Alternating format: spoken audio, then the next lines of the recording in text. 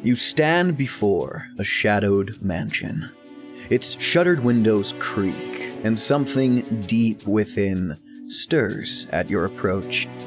Inside, you will find all the answers to your questions, but at what cost? The stage is set. The dice will roll. Dare you cross the darkened threshold?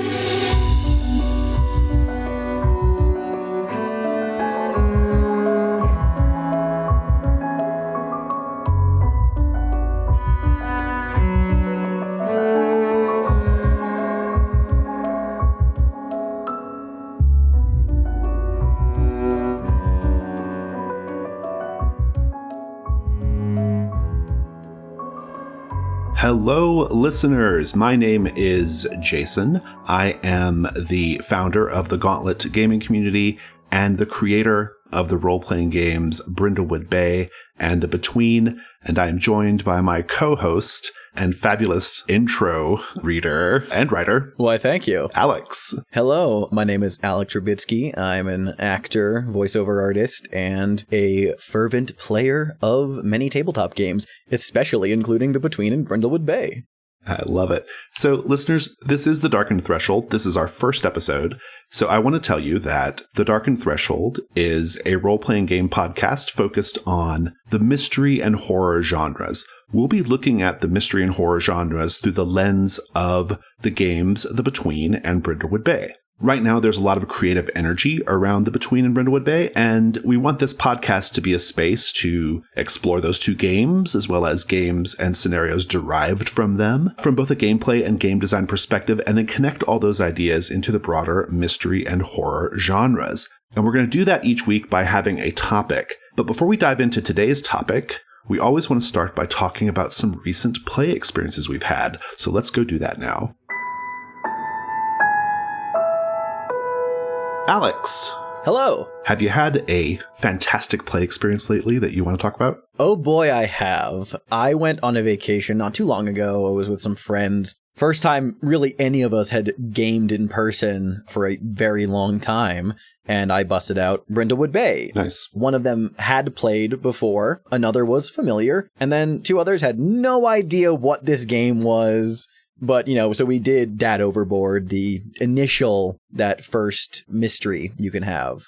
And it was going pretty normally for the first majority of it. Yeah. I've run Dad Overboard plenty of times now. And this time seemed like all the others up until a point.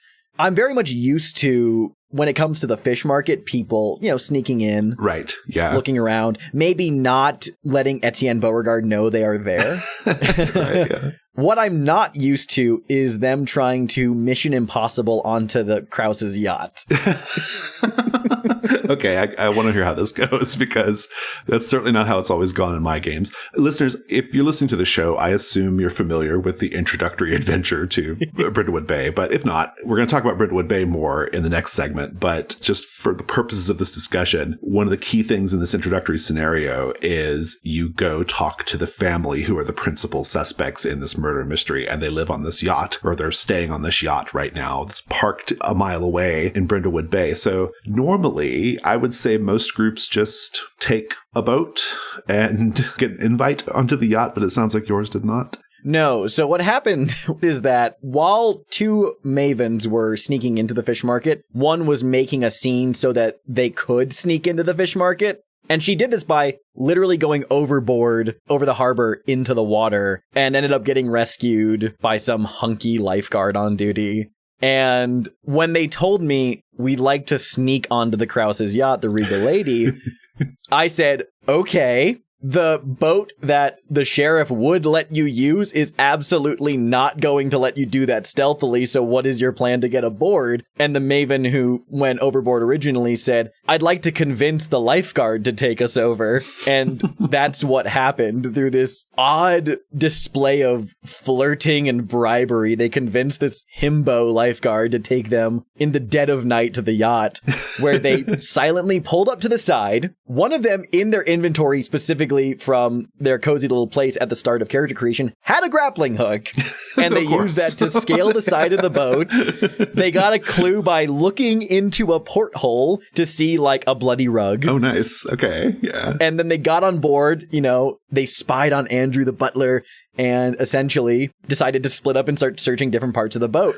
And this resulted in them sneaking around, finding an illicit exotic fish smuggling ring that essentially was in there as well. It was crazy. It was absolutely wild. And it ended up, they went the entire time on the boat, not seen, and then got their theorize roll, and then revealed themselves to the Krause family by emerging and being like, J'accuse,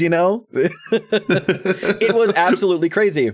These elderly women have snuck onto your boat and solved fully the crime. Broken onto your, vacation boat. It was fantastic and certainly taught me a lot about expectations. Yeah, that is definitely not how that normally goes, but I'm glad that players found a good way to find their fun. It got crazy. I'm reminded a little bit of so when I was in the Navy, which was a long, long time ago, our job was we were pirate hunters. I was literally a pirate hunter in the Navy. And oh, wow. My job was not to board the pirate vessels, but we supported the boarding of the pirate vessels. So we would park the boat a little ways out, and then we would send these little search and rescue SARS boats out to the pirate vessels in order to board them and take them over. And so that's just what I thought about as you were describing your mavens, surreptitiously going on their little boat and boarding along the side. That's good. Yeah, that's awesome. Yeah, what about you? Have you had any recent play experiences? Oh, yeah. Well, so I've been running a lot of the Between Ghosts of El Paso right now. That's the Weird Western spinoff game of the Between.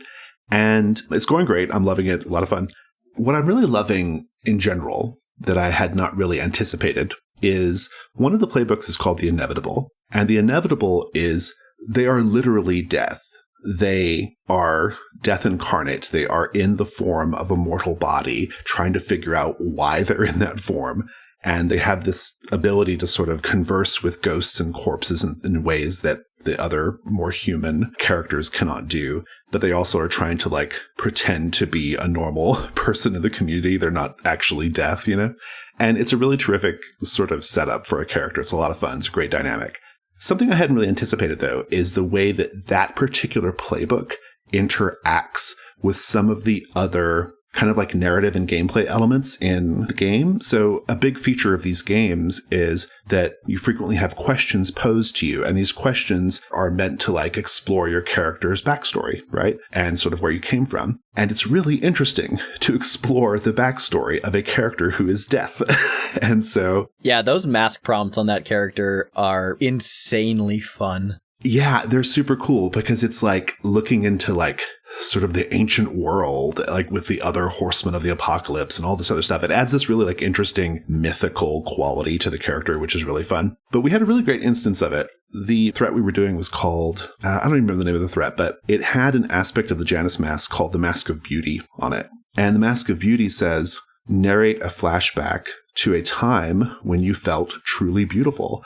And David, who was playing the character David Morrison, he narrated his inevitable as La Catrina, which is a sort of Mexican Day of the Dead kind of character, right? You might recognize the iconography. It's a sort of skeletal woman with marigolds in her hair and a big flat floppy hat, that kind of thing. Flowers. Very striking figure, yeah. Yeah. Very bright kind of fuchsia colors and things like that. So he described his inevitable, this grizzled, surly Western man, as this beautiful kind of Mexican Day of the Dead figure. And as a way of answering the question, the last time you felt truly beautiful. And I just loved it. I just thought it was such a great moment. And it just further kind of reinforced that this playbook has a different perspective than the other playbooks. And it adds it just adds so much interesting storytelling potential. And I think everybody was just kind of oh yeah, that's really cool. But yeah. I think that is just a fantastic take on the idea of playing death. It definitely reminds me of, in more than a few instances, some of Neil Gaiman's work, American Gods in particular, different personas across different time periods. And the idea that death has been around since the beginning. Right, yeah. And of course, death is viewed differently in so many different cultures, and exploring that, what you may have once been versus what you are now, in general is just kind of like a microcosm for what makes this system, the Between, so good and delicious.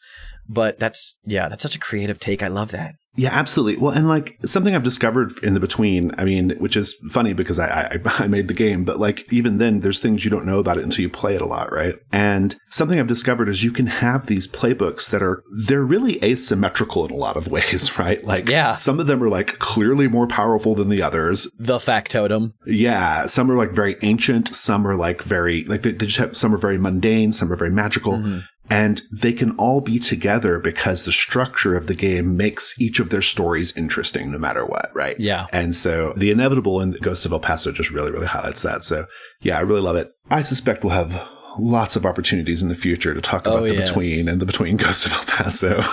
Oh, we will have plenty of venue for that. Indeed. Let's go on to our topic for today.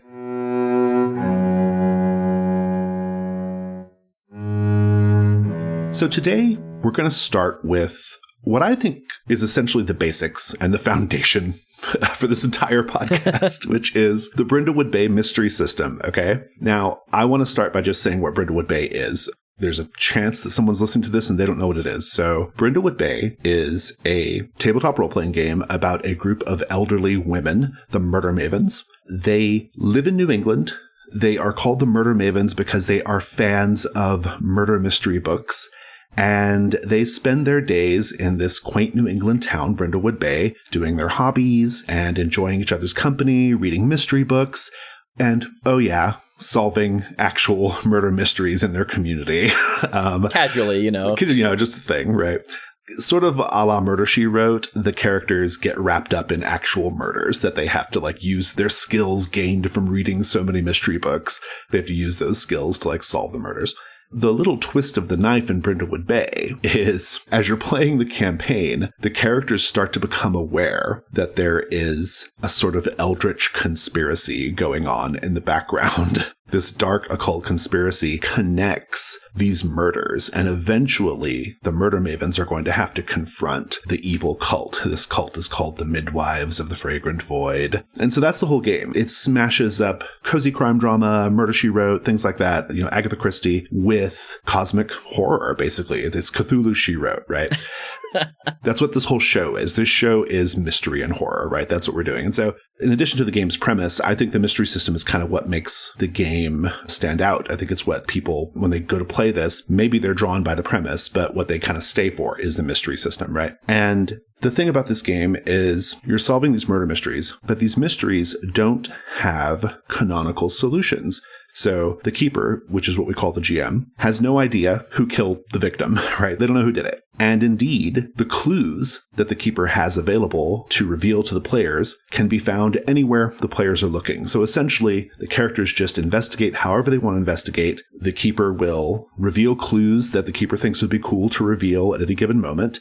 And then once enough clues have been gathered, the players have a conversation, kind of like characters actually trying to solve a mystery. They sit down, they have a conversation, and then they incorporate the clues they've found into a theory of the case, and then they roll some dice to see if they're correct. That is the core of the mystery system. It's this sort of emergent mystery where there are no canonical solutions. The solutions are whatever the characters, or the players rather, come up with at the table using the clues that they found.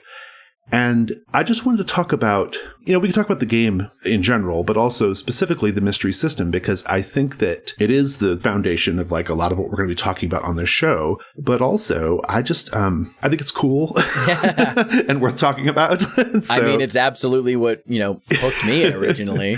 So I'd say so. Well, so, okay, that's a great segue. I know you've run Brindlewood Bay. Just at a sort of high level, how has that gone? Like using the mystery system, like have you had a lot of good luck with that?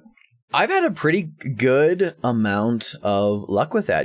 I have not done it on stream, but I have run a full Brindlewood Bay campaign with some friends of mine. And I've also run a lot of The Between, which uses that same mystery system. But in the case of Brindlewood Bay specifically, yeah, I'd say that it goes very well. It's very unique.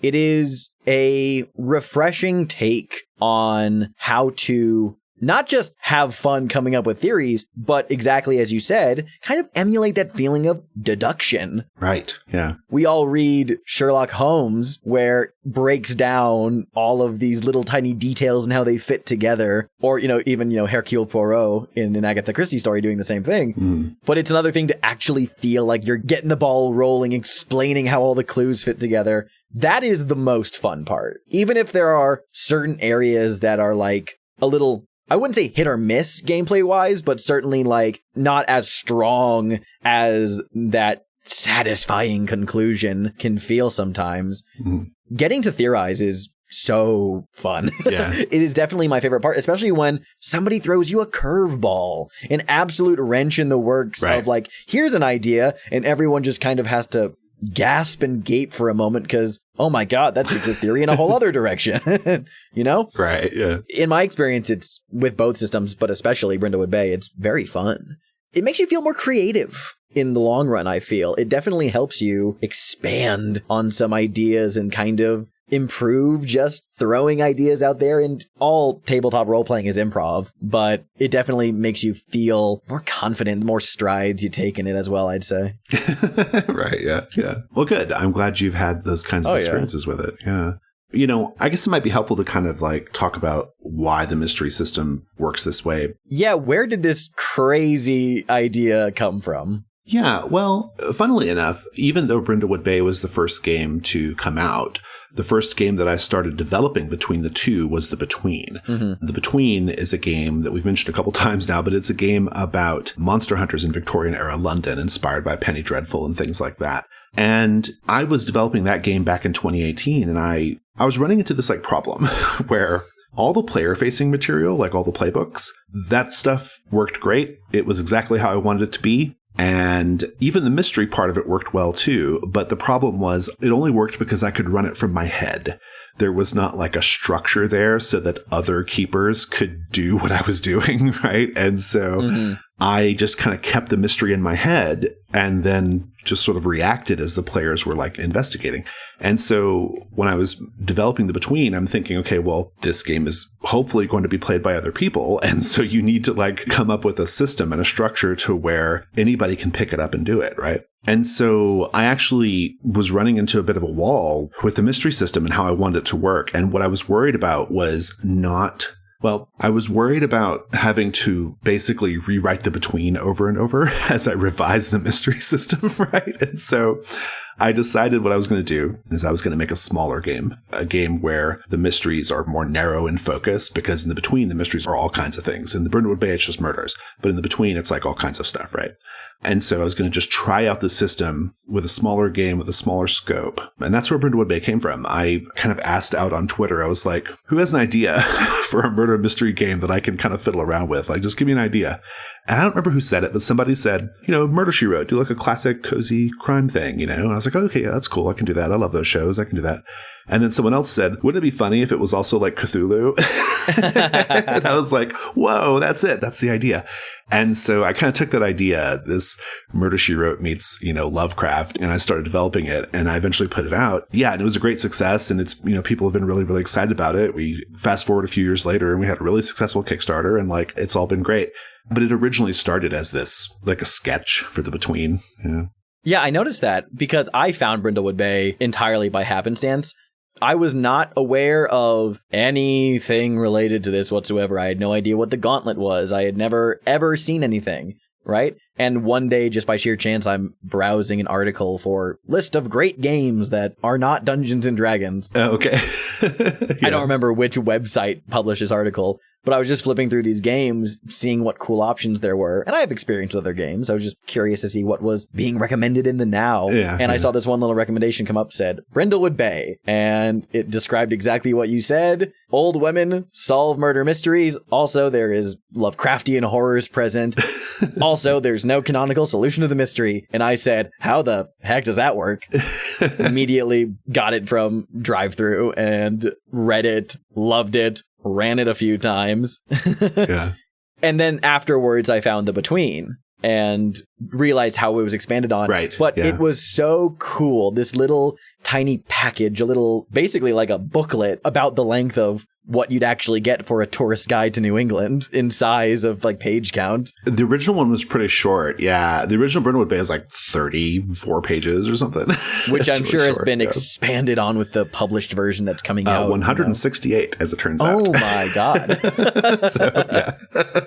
Wow. A lot of that's the mysteries, to be fair. But yeah. Well, that's just the one book too. So there's a whole other book as well. So, Yeah, I found it and I just fell in love with it. Okay. I was reading how the mystery system works and I was like, oh, this is either going to go really, really well or really badly. And I'm glad that consistently every time it's gone really, really well. And it's just a cool idea. Yeah, I worry about that a lot. Like, I know it works because I've run it and I've done it and I've watched other people play it. I've watched you run the Between. Like, I know it works. But in the back of my mind, I'm always like, man, I do worry a lot about people like, maybe not getting it, or maybe it may just not gel with their play style. Maybe they're accustomed to more like traditional mystery games, and that's okay. Yeah, totally fine. That's a different issue than just like people not really like understanding it, which I guess is part of the reason why we're doing this podcast. Hey, let's talk about that. To help, smooth things out for people. Yeah. But no, I'm happy that it's been kind of like consistently pretty good. I am curious though.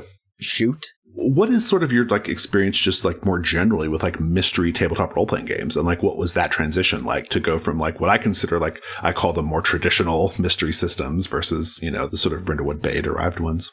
Well, I love traditional mystery games, mystery systems. I still play them in addition to any carved from Brindlewood game out there. I played a lot of Call of Cthulhu. I've also even run mysteries in Dungeons and Dragons, other systems as well. Yeah. There is this myth that you cannot run a mystery in a tabletop game, which is just not true. Right, it's just that people keep writing bad mysteries. Well, I have thoughts about that, but yeah. Yeah, we'll get into that, I'm sure. I'm more than happy to discuss that part. But yeah, I've had a lot of experience running traditional mystery games as well in other systems. And I still love that, but I also am head over heels for the mystery system you designed here because something I said earlier, it simulates deduction. Right. And that is a feeling that you can't really get anywhere else. Yeah. It specifically leans into, hey, we're going to snowball some crazy theories here and see what comes of it. And that's just fun. Right. The reason why I love the mystery system so much is because it's fun and is consistently entertaining. So both exist in my mind as things I love for very different reasons. Yeah, I have mixed feelings on it. I have read and played and enjoyed Call of Cthulhu scenarios and Trail of Cthulhu scenarios. I have theoretically enjoyed all of them and sometimes enjoyed some of them. Like I have different experiences. I think I'll just throw out there one of my absolute favorite scenarios of all genres, all role-playing games, is a very old Call of Cthulhu scenario called The Secret of Castro Negro. And we've covered that on Fear of a Black Dragon.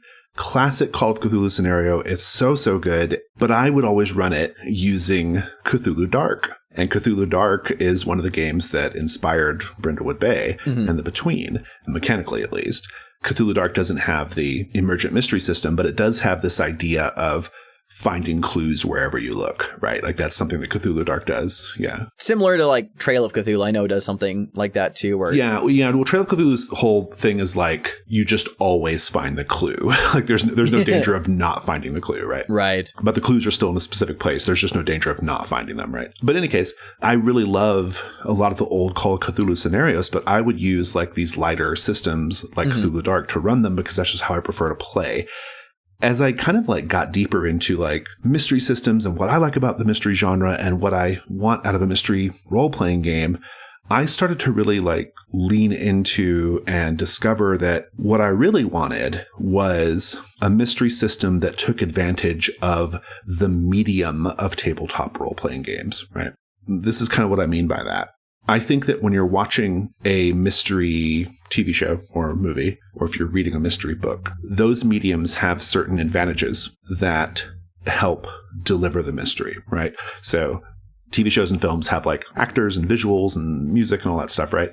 Books have a forced perspective. Like you are definitely going to get everything in the order you need to get it because you are reading a book and there's only one way of reading it, When I think about role-playing games, in particular, role-playing games that try to structure the mystery in the same way that other mediums of entertainment do, I think there's a bit of a disconnect there because I think that sometimes that's not taking advantage of the medium of role-playing games. Because to me, what role-playing games do better than any other entertainment form is collaborative storytelling, right? Right. It is all about like a group of people sitting down at a table and your minds merging to some extent, like your creativity flowing and you're creating a story, right? That's like what I do this hobby for, right? Yeah. I love to sit down with other people and tell stories, and all people I think are good at telling stories. I think it's something that all people are good at to some degree or another. But role-playing games provide like enough scaffolding and procedures and mechanics to make the storytelling really excellent. Like I would put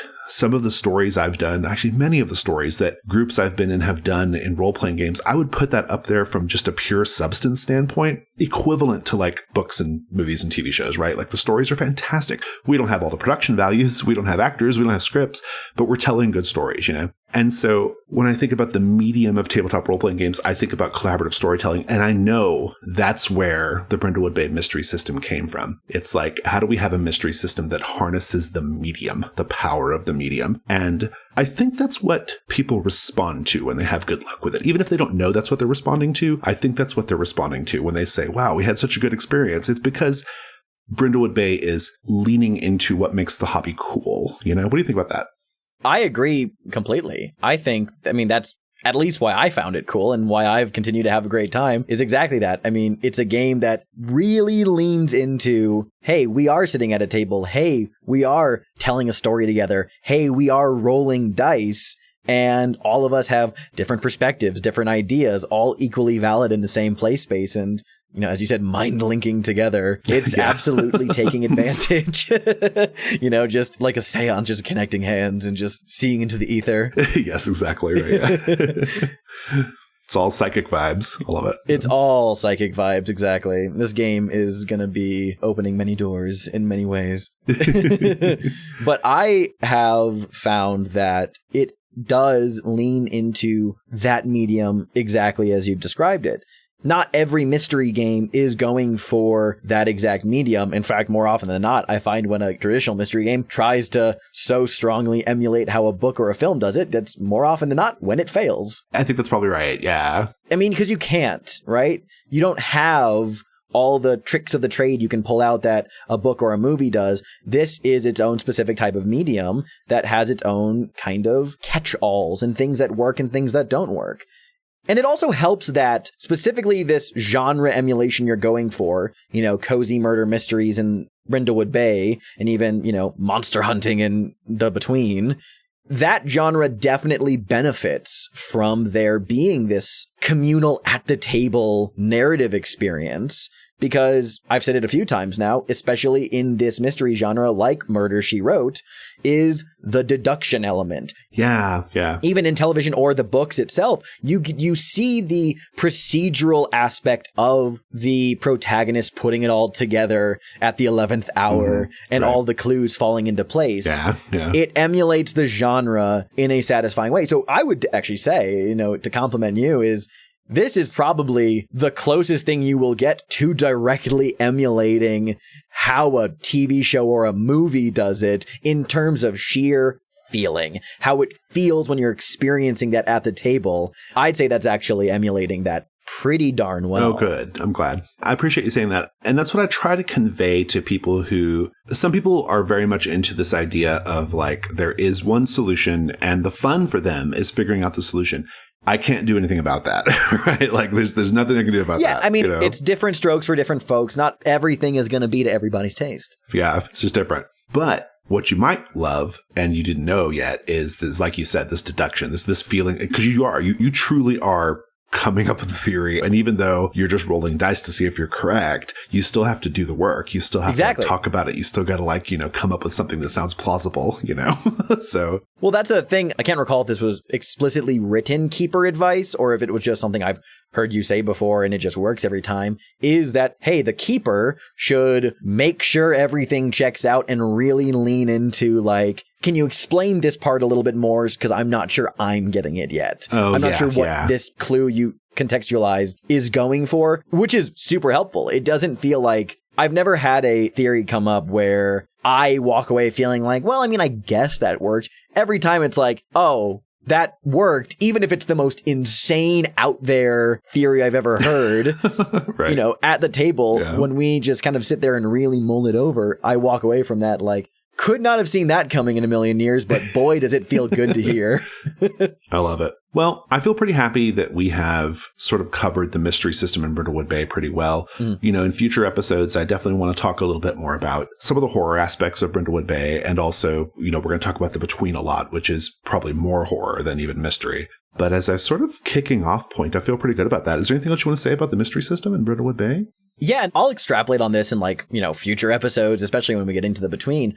One thing I appreciate is how versatile, flexible the mystery system is itself, because we're seeing more and more carved from Brindlewood games coming out ever since you released Brindlewood and then the Between as well. The pace is picking up, yeah. The pace is really picking up, and some of these games are wildly creative. I mean, someone straight up made a Weird West game, and that turned into, you know, Ghosts of El Paso, and that is awesome. Right, yeah. But I like how the mystery system is flexible enough. You get the whodunit aspects in Brindlewood Bay, but that also works the exact same with very little difference going into the questions and answers system. It's no longer a whodunit, which suspect is the culprit in the Between, but instead, especially like the multi-layered approach of the questions and answers, different ways you can explain aspects of what's going on. Right. It is the same system, but it really applies to so many different genres and territories, and it's, as far as I've played and seen thus far, fun in every one. Yeah, the key for the hacks, especially if you're listening to this and you're thinking, oh, I want to hack Brindlewood Bay or the Between.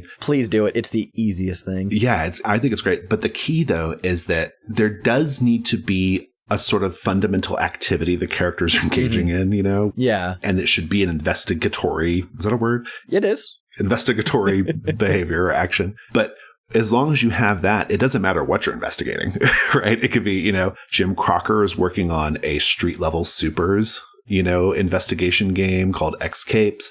I know that we haven't really talked about this publicly much, but you and Meg are working on a sort of mystery Stardew Valley kind of thing, which I'm very excited about. Oh, yeah. I'm deep in the middle of 2 games right now. One is my creepy public access TV station game. Simply cannot tell you how excited I am by that concept. It's going great too. I'm really happy with it so far. And then also the Assault Versus podcast role-playing game. Like there's a lot coming, right? And there's lots of cool stuff out there. Oh, Jason Burns is it's a game called The Stanley, which is inspired by The Shining, right? Yeah. Like, so if your genre is mystery and or horror, I think this system is really good. I think Definitely this mystery system is going to support you. Yeah, absolutely.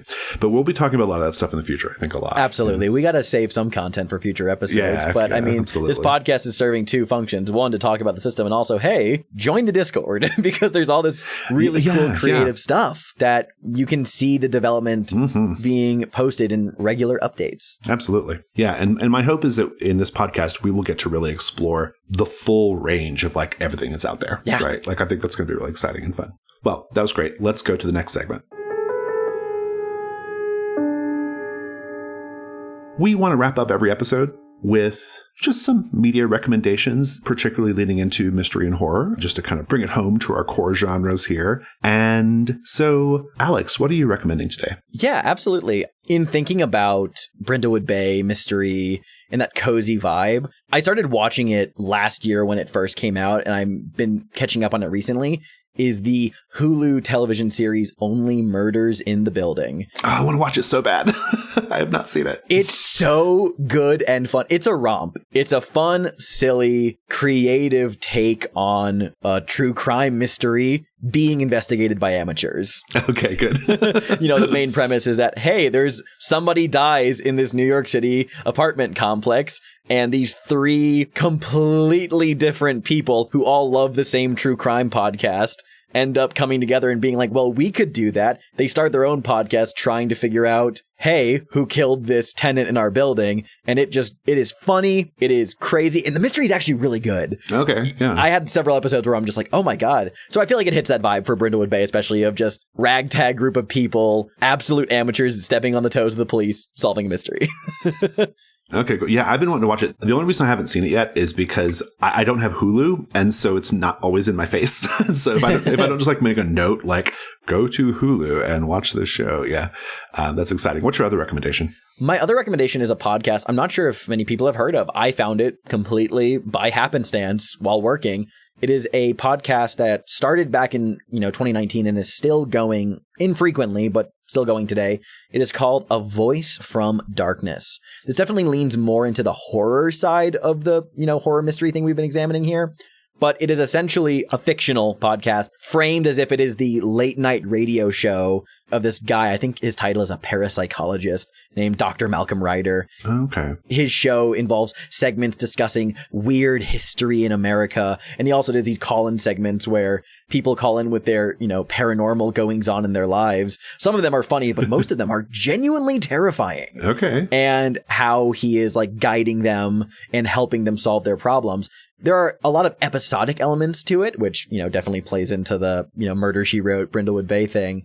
But there is this overarching conspiracy narrative in the background of a bunch of events that are being linked together. Yeah. The world building it is very cool. Definitely recommended. I believe it's by a gentleman by the name of Jack Reese, and the voice actor who plays Dr. Malcolm Ryder. It's like you're listening to a somewhat creepier version of Willem Dafoe. He just has this voice. It's enthralling. It's really good. And it definitely gives you those creepy conspiracy vibes. Yeah. It's like Creepy Frasier.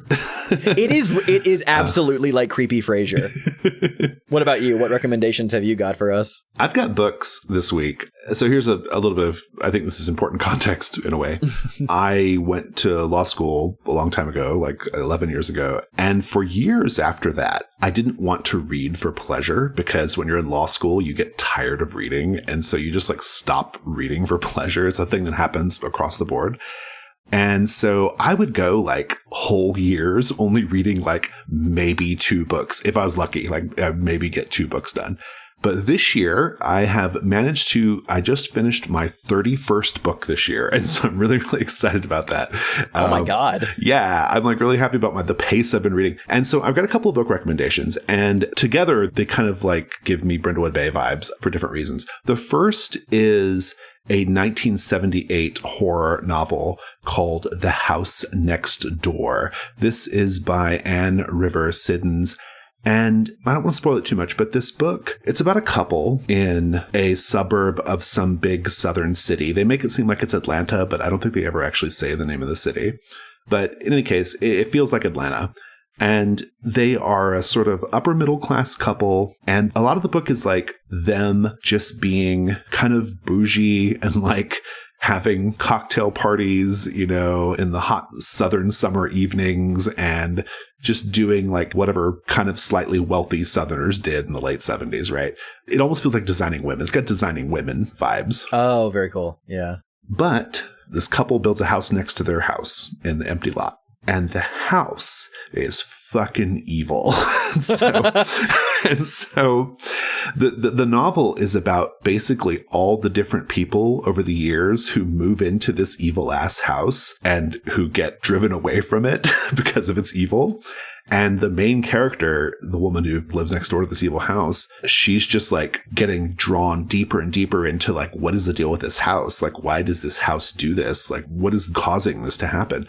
But also, so you have this like kind of horror story, but you also have this like really interesting like story about community and like, lawn parties and cookouts. It's a nice mix. And it gives me Brindlewood Bay vibes because it kind of mixes the tones of like, people just sort of enjoying their lives in picturesque settings, women enjoying their lives in picturesque settings. But then you have this like strong horror element like right there in your face, So I really love that. So it's basically if you kit bashed The Designing Women and The Haunting of Hill House into one product. That is almost a perfect explanation of what it is. So if that sounds fun to you listeners, go do that. The other book I'm going to recommend is called The Fisherman. This is a 2016 novel by John Langan. This is a really quick read. You can probably knock this one out in like 2 sittings if you try.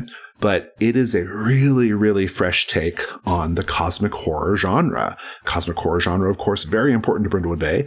And I think Brindlewood Bay is a very fresh take on cosmic horror also. But this book is a fresh take on the cosmic horror genre. I don't want to say too much about it. except to say that if you have been familiar with the tropes of Lovecraftian horror, of cosmic horror, of weird fantasy, and you just want something different, The Fisherman is so, so good, and you can knock it out in no time flat. Like, it's a really great read. So, with all that said, I think that's our show. Woo! Listeners, The Darkened Threshold is a production of The Gauntlet. You can find The Gauntlet on Twitter at GauntletRPG. Our website is gauntlet-rpg.com. And if you'd like to support the show, we have a Patreon. It's patreon.com/gauntlet. Alex, where can folks find you? You can find me on Twitter over at Xander Bimsky, and on YouTube and Twitch, Critical Failsafe, where we stream games like The Between and other systems as well. Much more to come, and yeah. Awesome. And we don't know who our editor is yet, but thank you, editor, for editing the show. You nameless being from whence you came. You ominous, nameless being, right? Yeah. The Dark Conspiracy of the Darkened Threshold podcast. Exactly. And thank you so much, listeners. Take care.